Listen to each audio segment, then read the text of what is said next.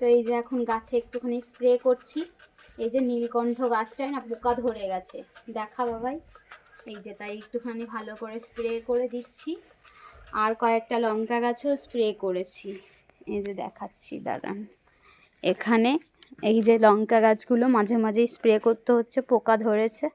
তো এই দুটো মোটামুটি এখনও যা আছে। এই লঙ্কা গাছটা বেশ সুন্দর হয়ে গেছে, স্প্রে করতে করতে ঠিক হয়ে গেছে। আর আমাদের না উচ্ছে গাছ হয়েছে, তো এই যে এখান থেকে পাঁচিলে এই উচ্ছে গাছটা গেছে।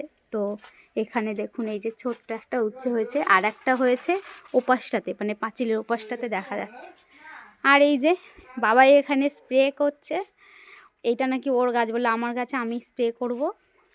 এই পঞ্চজবা গাছ, এইটা বেশ ভালো কিন্তু বড় হয়েছে। এই গাছটা কিন্তু আমার ছেলে লাগিয়েছে, মানে জবার ডাল এনে আমি বর্ষাকালে বসিয়েছিলাম। আমার ছেলেও কিন্তু একটা ছোট্ট ডাল লাগিয়েছিল। তো যাই হোক, ও এই ডালটা কিন্তু বেঁচে গেছে, গাছটাও বেশ বড় হয়েছে, কিন্তু এখনও পর্যন্ত আর কি ফুল হয়নি গাছটাতে। ঠিক আছে, স্প্রে মানে কমে এসছে বলে ভালো বের হচ্ছে না।